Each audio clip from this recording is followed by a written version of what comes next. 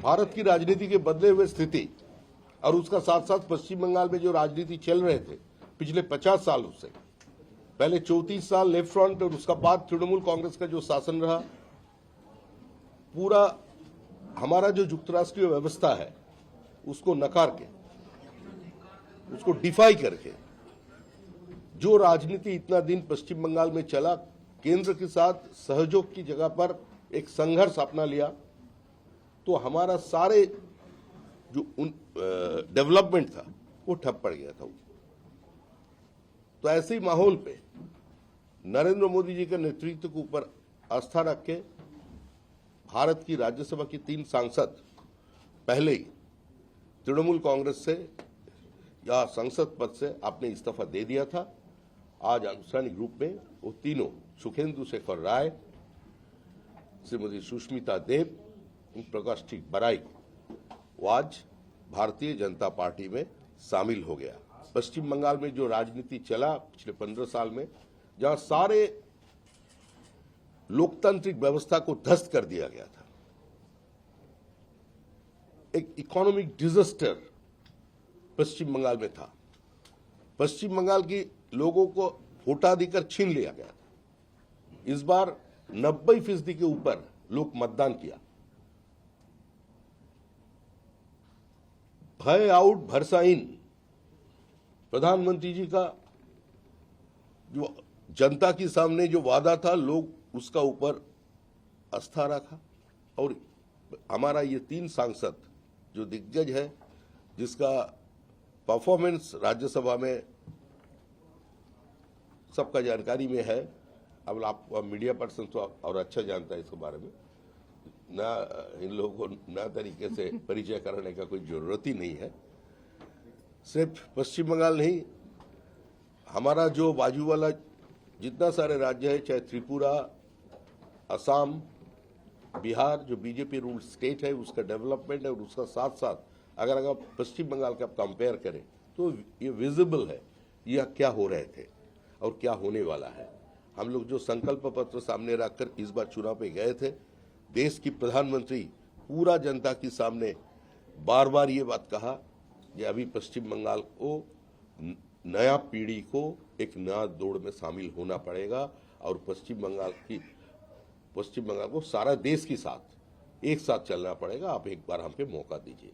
तो गंगोत्री से गंगा सागर तक भाजपा की सरकार बन गया, और श्यामा प्रसाद की भूमि, जो श्यामा प्रसाद इस पश्चिम बंगाल की जन्मदाता था, उसी का भूमि में उसका सरकार पहली बार आ गया। तो ये हमारा सब बीजेपी कार्यकर्ता के लिए, कश्मीर से कन्याकुमारी तक जो कार्यकर्ता है, वो एक नारा लगाते थे, जहां हुए बलिदान मुखर्जी वो कश्मीर हमारा है।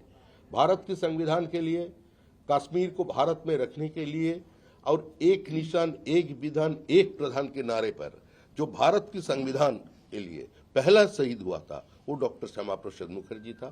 तो ये सारे देश का भारतीय जनता पार्टी का कार्यकर्ता, उसका सिंपथाइजर, हमारा पूरा विचार परिवार का साथ सबसे खुशी का माहौल है। और उसी खुशी में हमारा ऐसे 3 सांसद जो आज पार्टी में शामिल हो रहे हैं, इस्तीफा दे करके एक अपना स्टैंड लेकर के, जिस समय मोदी जी का साथ चलना है, एक साथ चलना है, पश्चिम बंगाल का विकास करना है। आज असम आगे जा रहा है, आज त्रिपुरा आगे चल गया। इंफ्रास्ट्रक्चर डेवलपमेंट क्या हुआ त्रिपुरा में, हम लोगों भी देखकर आश्चर्य हो रहा है। ये कौन त्रिपुरा को देखा था और आज कौन त्रिपुरा को देख रहे हैं। डबल लाइन हो रहा है सभी जगह पे। तो असम को देखिए, तो सब कुल मिला के आज ये तीनों हमारा जो सांसद है, भूतपूर्व सांसद थे, वो आज हमारा पार्टी में शामिल हो गया। हमारे लिए एक खुशी का अवसर है ये, और सारा बीजेपी पार्टी खुश है। भारतीय जनता पार्टी की तरफ से अध्यक्ष होने का नाते हमारा सारे कार्यकर्ता, हमारा मुख्यमंत्री शुभेंदु अधिकारी, पूरा मंत्रिमंडल, पूरा हमारा संगठन आज इस तीनों को मन से, दिल से, खुशी से अपना रहा है। धन्यवाद। পার্টিতে তো যোগদান করেছেন, কিন্তু রাজ্যসভা নিয়ে তো চর্চা চলছিল। আপনারা চর্চাটা করতে দিন না, একটু চর্চাটা চলুক না। কিন্তু আপনি শিলমোহর দিন না, আপনি তো পার্টির রাজ্য সভাপতি, আপনি শিলমোহর স্পষ্ট হয়, রাজনীতিতে তো জল্পনা বলে কিছু থাকতে পারে। রাজনীতিতে জল্পনা না হলে সংবাদ মাধ্যম চলবে কি করে? তোমার সন্ধ্যাবেলার রাজনৈতিক রূপচর্চা কি করে চলবে? মানে রাজ্যসভায় আমরা কি দেখতে পাচ্ছি যে সুস্মিতা দেব, শুভেন্দু শেখর রায়, আমরা একাধিকবার আপনার মুখে শুভেন্দু বাবুর বাবার কথা, শুভেন্দু বাবুর কথা আমরা একাধিকবার এই পার্টি অফিসে শুনেছি। শুভেন্দু তাকে কি না, সুখেন্দু বাবুর বাবার কথা শুনেছেন, শুভেন্দু বাবুর কথা শুনেননি। শুনেছি আপনার মুখ। হ্যাঁ, আমি বলেছি তার পরিচয়। এখন শিবেন্দু শেখর রায়কে তো কম লোক চেনে, সুখেন্দু শেখর রায়কে ঘটনার চক্রে বা দুর্ঘটনার চক্রে বেশি লোক চেনে, সেই জন্য তার নামটা বলতে হয়েছে। এই আনসাং হিরোরা তো ভারতবর্ষের বিভিন্ন জায়গায় ছড়িয়ে আছেন। শিবেন্দু শেখর রায়ের জন্য আজকে ফরাক্কা ব্রিজ দেখতে পাচ্ছেন, মালদাকে এই দেশের মধ্যে দেখতে পাচ্ছেন। তিনি যদি না থাকতেন, আর যারা ওখানের লিগ্যাসিকে এনজয় করছে তারা কংগ্রেসের পতাকা হাতে নিয়ে কোন দিকে ছিলেন সেটাও কিন্তু মানুষটা জানেন। তো এই ইতিহাসগুলো এই সরকারের আমলে ধীরে ধীরে বেরিয়ে আসবে। আমাদের ইতিহাসকে তো বিকৃত করে দেওয়া হয়েছে, অনেক জিনিস ভুলিয়ে দেওয়া হয়েছে, একটা পরিবারের মধ্যে আবদ্ধ করে রাখা হয়েছে। পশ্চিমবঙ্গের যে বিপ্লবীদের ইতিহাস, তাদের যে মর্যাদা কোথায় পেয়েছে, কোথায় রানী শিরোমণি, তার অবদান কি কোনোদিন স্বীকার করেছে? বা আমাদের রানী রাসমণির যে প্রাপ্য মর্যাদা এই সমাজে হওয়া উচিত ছিল, তিনি কি তা পেয়েছেন? তো এর তো প্রায়শ্চিত্ত আমাদের করতে হবে। রাজ্যসভাটা তাহলে কি হচ্ছে? তার মাঝখানে আপনি এখান রাজ্যসভা থেকে জয়েন করিয়েছেন আজকে 3 পদত্যাগী সাংসদকে, যাদের মধ্যে 2 জন পশ্চিমবঙ্গে, সুস্মিতা দেব অসমে। তো এরপরে কি সুস্মিতা দেব পশ্চিমবঙ্গে বিজেপির কার্যকর্তা হিসেবেই কাজ করবেন নাকি সারা ভারতবর্ষের ওই বিজেপির কাজ করবে। কি বিজেপিতে তো ওইরকম হয় না, Bengal line, Kerala line, Assam line হয় না, বিজেপির একটাই লাইন। আপনি ইলেকশনসের পর বলেছিলেন যে তৃণমূল কংগ্রেসের নেতাকর্মীদের জন্য দরজা বন্ধ। তো আজকের এই জয়েনিংটা, what is the message that you are trying to send across the line? কি বললে? আর আপনি ইলেকশনসের পর বলেছিলেন যে হ্যাঁ, বিজেপি নেতাকর্মীদের এখনো তো তাই বলছি। তাহলে আজকের জয়েনিংটা হাউ ডু এক্সপ্লেইন দিস? আজকের জয়েনিংটা কিভাবে এক্সপ্লেইন করছিলেন? এক্সেপশন প্রুভস দ্য ল আছে না, ব্যতিক্রম তো থাকবেই, বিচ্যুতি নয়, ব্যতিক্রম। ব্যতিক্রমী ঘটনা, ব্যতিক্রমী চরিত্রের সঙ্গে, সময়ের সঙ্গে দলও নিজেকে খাপ খাইয়ে নেয়। পার্টির সিদ্ধান্ত চূড়ান্ত সিদ্ধান্ত। দাদা, পার্টির সিদ্ধান্ত চূড়ান্ত। এই পার্টি কি তাহলে এই অভিযোজনটা, ব্যতিক্রমের ওই অভিযোজনটা বজায় রাখবে? হ্যাঁ, আপনি যে বললেন যে তৃণমূলের জন্য 4 ঘন্টার তৃণমূলের জন্য দরজা বন্ধ। যারা মানুষের সম্পত্তি লুট করেছেন তাদের জন্য দরজা বন্ধ। নির্বাচনের আগে আমি বারবার আহ্বান জানিয়েছি কংগ্রেসের ভোটারদের কাছে, বামপন্থী ভোটারদের কাছে, এবং স্পষ্ট করে এটা বলেছিলাম, যারা চাকরি বিক্রি করেননি, চাকরি কেনেননি, সিন্ডিকেটে অংশগ্রহণ করেননি, যারা নিরপরাধ মানুষের ওপরে নিজের আধিপত্যবাদ চাপিয়ে দেননি, যারা মানুষের গণতান্ত্রিক অধিকারগুলোকে পদদলিত করে দেননি, যারা টেন্টেড নন, যারা অপ্রাসঙ্গিক মমতা বন্দ্যোপাধ্যায়কে প্রাসঙ্গিক করবার জন্য বিপরীত পরিস্থিতিতে নিজের ঘাম রক্ত দিয়ে দেওয়ালে ঘাসফুল চিহ্ন এঁকেছিলেন, তাদের কাছে আহ্বান জানিয়েছিলাম যে আপনারা পশ্চিমবঙ্গের স্বার্থে, আপনাদের পরবর্তী প্রজন্মের স্বার্থে এই নির্বাচনে তৃণমূলকে সরিয়ে দিন। সুতরাং এটা নতুন কোনো বিষয় নয়। আপনি আশা করব এরা প্রত্যেকেই গুণীজন, বিদগ্ধ মানুষ, এদের নামের আগে পদত্যাগী, দলত্যাগী বা তৃণমূলী এই শব্দগুলো ব্যবহার করবেন না। প্রত্যেকেরই একটা অতীত আছে, সাধুরও একটা অতীত থাকে। এই মুহূর্তে সুখেন্দু শেখর রায়, সুস্মিতা দেব, প্রকাশচিক বড়াইকের একমাত্র পরিচয় তারা বিজেপি কর্মী। ন্যাশনাল মেডিকেল কলেজে আজকে অন্য প্রসঙ্গ চলে। একটা প্রশ্ন, এটা আমাদের আজকে খবরটা হচ্ছে, ন্যাশনাল মেডিকেল কলেজে দেখা গেল যে মেন্টালি হেরে যাওয়া বিধায়ক, বলবো না কিন্তু প্রার্থী, সে গেল গিয়ে বৈঠক করলো, মানুষজনের সঙ্গে কথা বললো।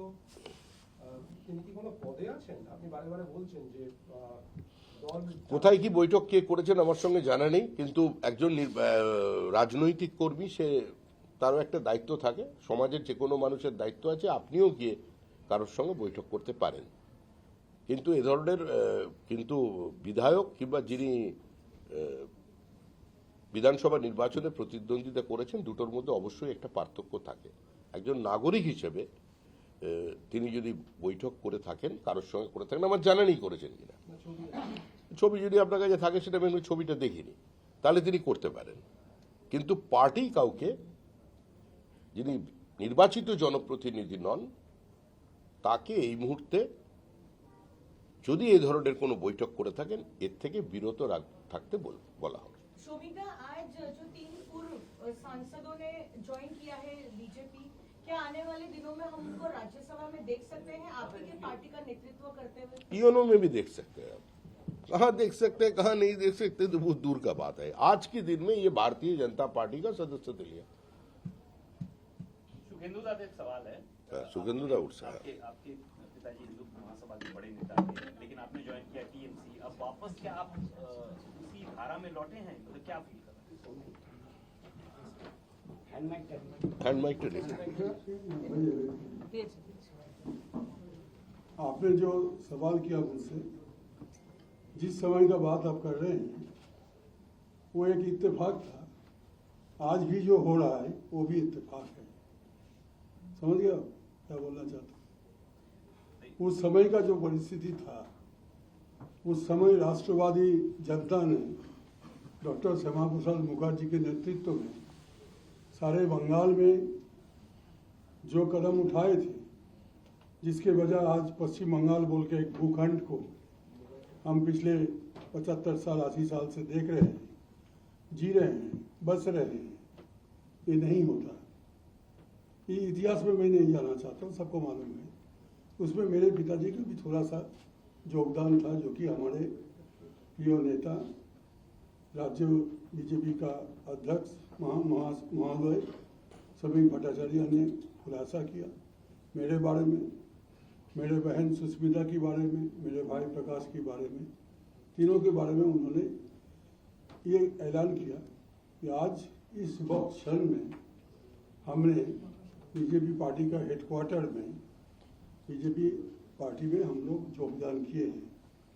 मैं सबको बोल रहा हूँ, अगर आप बोलिए, आप ही बोलिए। तो सवाल बहुत कुछ उठ सकता है मेरे मन में इस वक्त क्षण में। इस आनंद की एक जो घड़ी है, ये आनंद की घड़ी में मेरे दिल में ये गुनगुनाता है कि जो पिछले सरकारें थे, खास करके 34 साल की वाम मोर्चा और 15 साल के तृणमूल कांग्रेस का जो सरकार, कुल मिला के 49 साल जो बीत गए, इस 49 साल में बंगाल को रेगिस्तान बनाया गया, जहां एक के बाद एक कारखाना बंद हो चुका। जो बंगाल देश को नेतृत्व देता था इंडस्ट्री में, कल्चर में, एजुकेशन में, सब मेडिकल ट्रीटमेंट में, हर जगह घोटाला ही घोटाला, हर जगह नहीं चलेगी, नहीं चलेगी, जला दो, मिटा दो। ये जो नाराबाजी हम बचपन से सुनते सुनते बुरा हो गए। इस रेगिस्तान में आज बंगाल की आम जनता ये निर्णय लिया है। हमने सब पार्टी को देखा, कांग्रेस को देखा, वाम मोर्चा को देखा, तृणमूल को देखा, लेकिन बीजेपी को कभी हमने मौका नहीं दिया।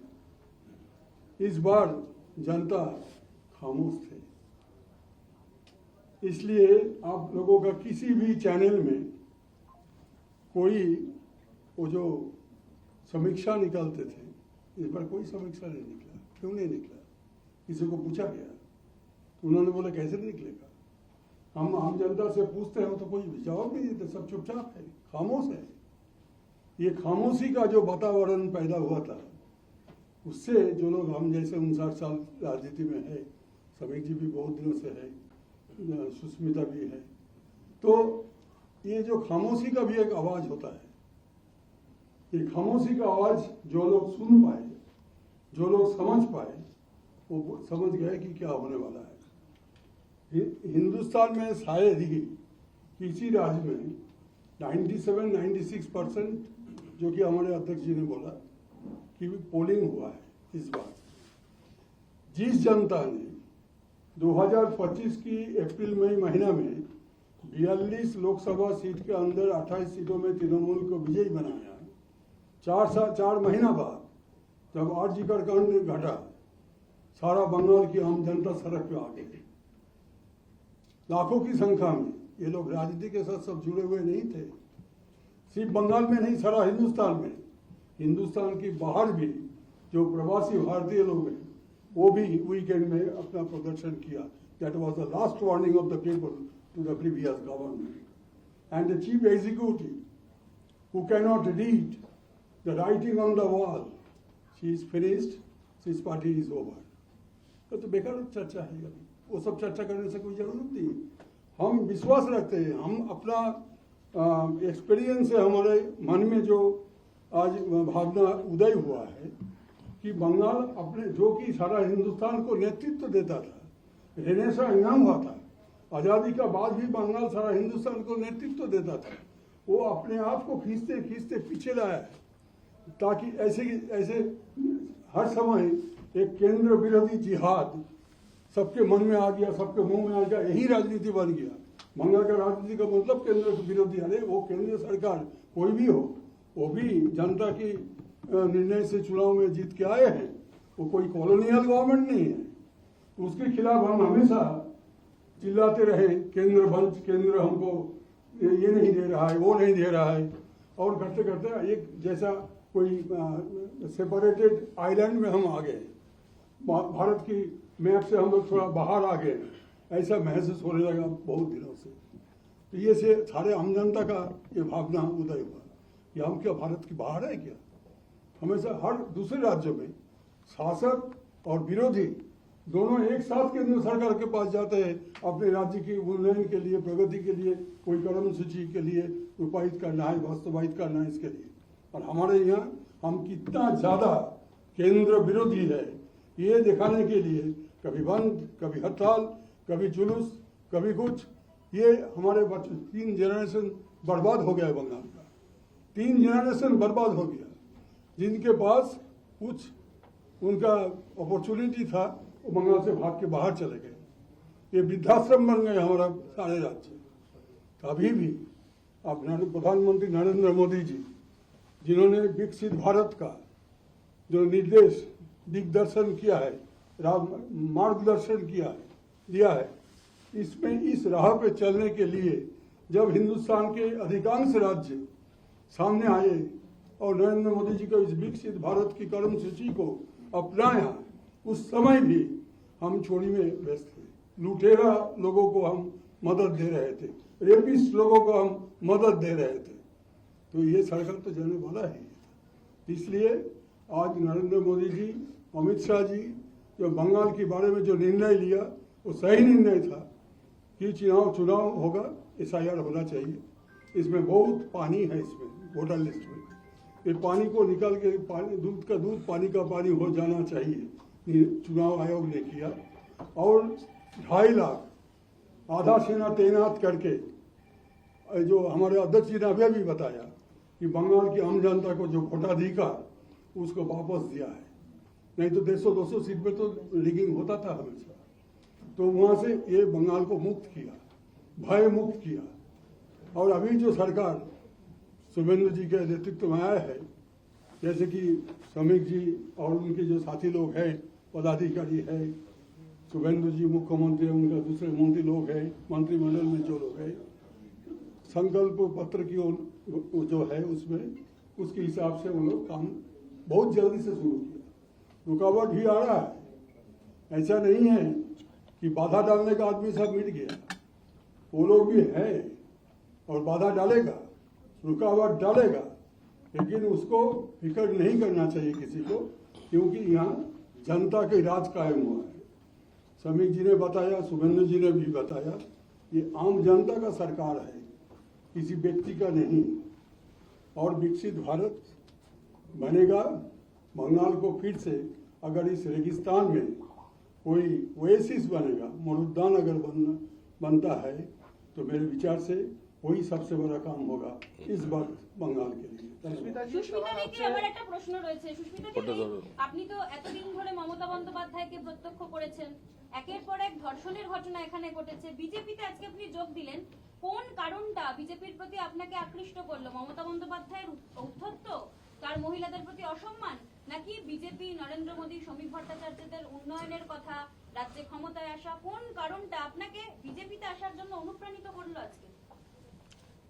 আমি সংক্ষেপে বলবো যে কথাটা শ্রদ্ধেয় সভাপতি শ্রমিকদা বলেছেন, তার বিজেপির যে রাইজটা হচ্ছে আজকে শুধু বেঙ্গলে প্রথমবার হয়নি, কিন্তু আসাম, ত্রিপুরা, ওড়িশা, আমি বলতে গেলে ফুল টাইম রাজনীতিবিদ, I am not a part time politician, I am a serious politician. So আমি এটা চারদিক থেকে দেখছি the acceptance of prime minister Modi, যেটা অপোজিশন বারবার পোলারাইজেশনের কথা বলে। আমি আসামের থাকি, সেখানের অভিজ্ঞতার থেকে বলছি, এবং সুখেন্দুদা যেটা বলেছে এটা অত্যন্ত গুরুত্বপূর্ণ, যে যে ধরনের ইনফ্রাস্ট্রাকচার ডেভেলপমেন্ট আর ডেলিভারি, তারপরে আমি তৃণমূলের কথা বলছি। ডেলিভারি মানে কি, যে আমার ম্যানিফেস্টোতে স্কিম আছে, আমার টুইটার হ্যান্ডেলে প্রকল্প আছে, কিন্তু সরজমিনে গেলে কিছু নেই। That is the biggest difference between Congress and BJP. আমি আজকের থেকে তো কংগ্রেসকে দেখছি না, আমি রাজীবজির সময় থেকে যখন আমি ইউনিভার্সিটিতে ছিলাম, and he had said the most important thing that 1 টাকার কাজ করলে 25 পয়সা পৌঁছে। That is the culture of Congress and Trinamool. মোদিজির সমালোচনা অনেকেই করে, কিন্তু it cannot be denied যে last man standing, last mile delivery is excellent. আর আমি তৃণমূল যখন জয়েন করেছিলাম, আমার একটা অ্যাসপিরেশন ছিল যে আমি ন্যাশনাল এক্সপ্যানশনে ইন্টারেস্টেড ছিলাম, কিন্তু আমার মনে হয় না দ্যাট যে ধরনের ন্যাশনাল এক্সপ্যানশন বা অ্যাসপিরেশন বা অ্যাকসেপ্টেন্স প্রাইম মিনিস্টার মোদির আছে, এরকম দ্বিতীয় কোনো নেতা আজকে এই দেশে নেই। It is a fact. আর আমি কোনোদিনই বেশি নেগেটিভ কথা বলি না, কিন্তু আমার খুব দুঃখ হয়েছে, কারণ আমরা ছোটবেলার থেকে দিদিকে সুতির শাড়ি আর হাওয়াই চপ্পলে দেখেছি, ইউ নো মাই ব্যাকগ্রাউন্ড। কিন্তু আমি এই ধরনের কারাপশন যে হতে পারে, এটা আমি বেঙ্গলে এসে কাছের থেকে দেখেছি। It is unbelievable. আমার যে ব্যাকগ্রাউন্ড, আমরা রাজনীতিতে দেশ সেবার জন্য এসেছি। আজকে যদি আমি রাজনীতি ছেড়েও দিই, I have no problem, I can put food on my table. But I'm sorry to say, the kind of corruption at the grassroots level. আর এটার আপনারা বলতে পারেন আজকে আমি বিজেপিতে এসেছি বলে তৃণমূলের ব্যাপারে এটা বলছি, কিন্তু আমি তো আসামে থাকি। আজকে সমীরদা ডেকেছেন বলে আমি এখানে জয়েনিংটা করেছি। আমি যখন তৃণমূলের প্রত্যেকটা ফ্যাকশনের কথা শুনি, প্রত্যেকটা ফ্যাকশনই বলে দিচ্ছে যে তৃণমূল ইজ কারাপ্ট। শুদ্ধিকরণ মানে কি আমরা অশুদ্ধ। একজন বলছে আপনারা রেপিস্টকে টিকিট দিয়েছেন, কে দিয়েছে টিকিটটা? আর লোকসভাতে যে ফ্যাকশনটা গেছে বলছে আমরা তৃণমূলের সিম্বল আর চাই না, কারণ এই সিম্বল মানে কারাপশন। সো ফ্যাকশন 4টা আজকে হতে পারে তৃণমূলে, কিন্তু এই 4টে ফ্যাকশনের মধ্যে একটা কনসেনসাস আছে যে তৃণমূলের আমলে in their tenure there has been corruption, it cannot be denied, and Shubhenduda is absolutely right. আমি আপনাদের মানে আহ্বান জানাচ্ছি, একবার আসামে এসে দেখবেন the kind of development BJP has done under the prime ministership of Narendra Modi ji. আপনারা শুধু শুভেন্দু বাবুকে, মাননীয় মুখ্যমন্ত্রীকে, আর যারা বিজেপির এমএলএরা আছেন, আমি শুধু আপনাদের বলছি give them 2 years before 29. আপনারা দেখবেন পশ্চিমবঙ্গের চেহারা ভারতীয় জনতা পার্টি বদলে দেবে, এটা কেউ অস্বীকার করতে পারবে না। So there are various reasons. আপনার মূল প্রশ্নের উত্তরটা আমি দিলাম, that development is everything. Development is everything and আমরা যে রাজনীতিতে আছি it is for development of the country and আমার সমালোচকরা বলতে পারে আমার অনেক নেগেটিভ আছে, কিন্তু কেউ বলতে পারবে না যে আমি কারাপশনের পাশে কোনোদিন দাঁড়িয়েছিলাম। I will not stand for corruption. Shushmita ji, what curious, we are Sure. curious. Sure. Your sphere of work is in Assam. Right. Why did you choose to join the BJP in Bengal? Does that mean that there are 3 seats which are up for grabs for Rajya Sabha? You from are West Rajya Sabha Bengal? member from Is there Bengal a promise itself. from the party? See, I'll tell you what. Bharatiya Janata Party is a national party. আমি কিন্তু আমার southern অ্যাভিনিউর বাড়িতে বসেও digital membership করতে পারতাম, হ্যাঁ, কিন্তু as per the decision of the BJP High Command, which is Nitin Naveen ji and Honorable Home Minister of India, Shomik Da, Shubhendu Da, people of Bengal আমাকে একবার না দুবার রাজ্যসভাতে সুযোগ দিয়েছে অ্যান্ড কে রাজ্যসভাতে যাবে কে যাবে না সেটার সিদ্ধান্ত তো দিল্লির হাইকমান্ড নিবে, বেঙ্গলের বিজেপির হাইকমান্ড নিবে। But I also felt, and Chief Minister of Assam also felt, that you must give Bengal due respect, and because you are an outgoing MP from Bengal.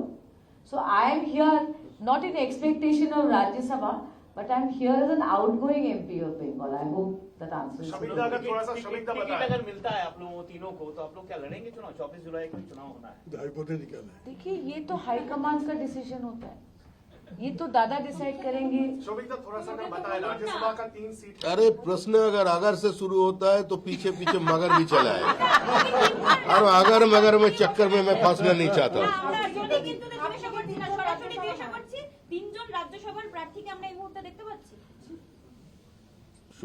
আমাদের আমি বলবো একটা লাইন।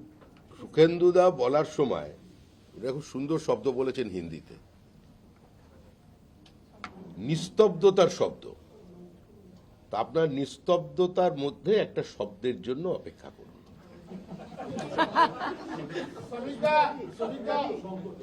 आज 3 पूर्व राज्यसभा सांसदों की ज्वाइनिंग हुई है। कल ममता बनर्जी कालीघाट में थी, कल वो अपील कर रही थी अपने जो विभिन्न गुट बन गए हैं उन्हें कह रही थी कि आइए वापस से आइए, साथ में आइए, साथ मिलकर काम कीजिए। देखिए, ये तृणमूल अंदरूनी मामला है।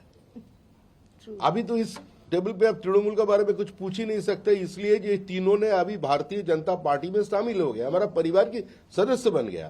आज हमारे लिए खुशी का दिन है। और अब मैंने चुनाव का पहले भी बोला था, अगर राष्ट्र विज्ञान सही है, अगर सोशियोलॉजी में कुछ है, सोशल साइंस बोलकर कुछ चीज है, तो तृणमूल जाएगा, तृणमूल जा करके रहेगा। हम बोला था, अब याद करिए, हम लोग ऐसा नया कुछ नहीं बोल रहे हैं। हम बोला था कि आसमान नवान्न में आ सकते हैं, गंगा जी का पानी राइटर्स की फर्स्ट फ्लोर तक पहुंच जा सकते हैं, अनुपम खेर की सर पे फिर से बाल उगाल सकते हैं, लेकिन तृणमूल चौथे बार सत्ता में नहीं आएगा। और तृणमूल सिर्फ सरकार नहीं जाएगा, तृणमूल पार्टी समाप्त हो जाएगा। आज के दिन में तृणमूल की दरवाजे पे जनता ने ताला लगा दिया। बाचे बुचे जो ऑफिस था उसमें तृणमूल ताला लगा रहा है, ऐसे ही होने वाला था। और ममता जी बहुत कुछ बोला है, अभी जितना कम बोले उतना ही अच्छा है। एक सवाल है, एलजी की ओर से लगातार महुआ मोर्चा कह रही है कि जो सुविधावादी हैं वो लोग बीजेपी में जाके ज्वाइन कर रहे हैं। जब यहाँ पे उनको सब कुछ फैसिलिटी मिला था, वो टीएमसी में आज डूबते हुए कबाड़ में वो लोग छोड़ के बीजेपी जा रहे हैं। क्या देख के आपने भी बीजेपी ज्वाइन किया? किसका नाम बोल रहे हैं आप? महुआ मोर्चा। उनकी सबसे बड़ी असुविधा ये है कि उनको कोई लेना नहीं चाहता, तभी वो तृणमूल में है। समझ गए ना? इससे ज्यादा मैं कुछ नहीं बोल बीजेपी सकती। में आप आए हैं, किन किन कारण से आप अगर तो बोल ही दिया। देखिए, भारतीय जनता पार्टी जिस बहुमत से बंगाल में जीत के आई है और जिस तरह से आसाम में आप लोगों ने देखा है बहुमत उनको मिली है, उड़ीसा में मिली है, त्रिपुरा में मिली है, इससे पूरा साबित होता है कि प्रधानमंत्री नरेंद्र मोदी जी का जो विजन है उसके प्रति लोगों का विश्वास बढ़ रहा है, घट नहीं रहा। और मैं ये कह सकती हूँ कि आसाम में मैं रहती हूँ और आसाम में आपको पता है कि तीसरी बार बीजेपी की सरकार आई है और जो परिवर्तन और जो प्रगति का काम हुआ है, अगर आप तुलना करें, इसकी तुलना किसी भी पिछले सरकार से नहीं हो सकती। ये तय है। आप किसी सरकार की अच्छाई कर सकते हैं, बुराई कर सकते हैं, कमियां निकाल सकते हैं, पर जो delivery to the last mile है उसमें मोदी जी ने जो काम किया है वो कोई पार्टी इस देश के इतिहास में नहीं कर पाई है। ठीक है, चार भाई के समय आप वोकल हुए थे, आप विरोध प्रदर्शन किए थे, लेकिन तब आप रेजिग्नेशन नहीं दिए। आप उस समय रेजिग्नेशन दिए जब तृणमूल कांग्रेस सत्ता से चली गई है। और आप क्या चाहते हैं, इतिहास आपको कैसे याद है? जो कुछ आपने देखा बाहर से देखा ना, कि मैंने क्या किया, क्यों किया, कब किया, कैसे किया। हिंदुस्तान में 800 सांसद हैं कुल मिला के, लोकसभा और राज्यसभा में। 800 सांसद में से मैं ही पब्लिकली डिमांड किया था कि जिस तरह आरजी कांड का प्रमाण सबूत इसको मिटाया जा रहा है, उसमें पुलिस कमिश्नर और प्रिंसिपल ऑफ द इंस्टीट्यूशन को कस्टोडियल इंट्रोगेशन होना चाहिए, मतलब गिरफ्तार करके उसका पूछताछ किया जाए। दूसरे किसी का हिम्मत नहीं हुआ था उस समय ये बात बोलने का। उसके बाद मैं अस्वस्थ था, बहुत ही सीख था।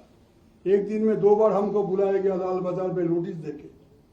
मैंने मेडिकल सर्टिफिकेट भेजा, मैंने कभी नहीं बोला नहीं जाऊंगा। क्यों नहीं, हम चोर है क्या, डाकू है क्या, लाल बाजार दिखाता है हमको क्या डर है। लेकिन I was bed-ridden, I sent my medical testimonials, in spite of that those were not considered. Then I had to move the Calcutta High Court. एवं और वहाँ पे आके मेरे बड़े भाई जो वकील है मुझ जैसा, उनको पकड़ के बोला कि आप वो ट्वीट को उठा लीजिए, हम भी केस उठा लेते हैं। तो मैंने देखा कि 33 लाख लोग मेरा ट्वीट देख चुका है, मेरा पर्पस सर्व हो गया। अब ट्वीट हटाने से भी कोई दिक्कत नहीं है। और मैं पीस मांगना चाहता हूँ, मेरे एक बेटी है, पोती है, हमारा बहुत पत्नी गुजर गए 3 महीना पहले। अगर मैं भी गुजर दूंगी हर रोज, उसके बावजूद भी 3 महीना 4 महीना लगातार मेरे टेलीफोन पर, मोबाइल पर धमकी आ रहा था कि हमको हत्या किया जाएगा, हमारा बेटी को, पोती को किडनैप किया जाएगा। ये क्या मैं ढोल बजा के सबको बोलूं? और किसके पास जाऊं? पुलिस के पास। जो पुलिस एक दिन में हमको 2 बार सामन किया था लाल बाजार में, वो विचार देगा हमको, प्रोटेक्ट करेगा। हम तो समझ गया था, उसी समय रिजाइन कर सकता था, लेकिन हमको डर था कि शायद मुझे भी सुपारी किलर लगा के ये कत्ल कर सकता है। क्योंकि बंगाल में जैसे बीजेपी का 400 से अधिक कार्यकर्ता और समर्थक, उनका कत्ल किया गया। हमारा पार्टी का उस समय जो पार्टी था, उस समय पार्टी का भी वर्कर लोग को कत्ल किया गया। एक ही पार्टी का आदमी एक ही पार्टी को कत्ल कर रहा है। ये वातावरण था, एक भय और संतरास का वातावरण। तो हम अपने फैमिली को केयर करने का हमारा कोई जिम्मेवारी नहीं था क्या? बस ओवर। Good press. आपके मोबाइल पर तुरंत आएगी ब्रेकिंग न्यूज। स्क्रीन पर सबसे पहले दिखेगी बड़ी खबर, देश दुनिया की हर खबर एक जगह। अब आपके मोबाइल पर तुरंत फटाफट इंस्टॉल कीजिए न्यूज़ नेशन ऐप और रखिए खुद को अपडेट।